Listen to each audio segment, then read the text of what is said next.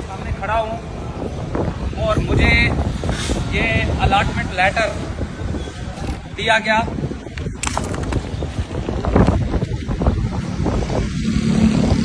ये allotment letter दिया गया कि आप जाएं। मैं 1 करोड़ रुपए दे चुका हूँ। अलीम खान की ये सोसाइटी है पार्क व्यू,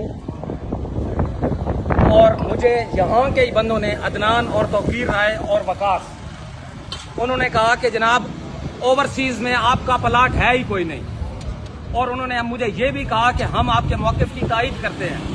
इसके बाद मुझे ये देखें, इसके बाद ये देखें, एक मिनट प्लीज ये देखें चीफ जस्टिस साहब, ये देखें चीफ जस्टिस साहब, ये देखें चीफ जस्टिस साहब, ये देखें, आर्मी चीफ साहब, खुदा का वास्ता हम लुट गए।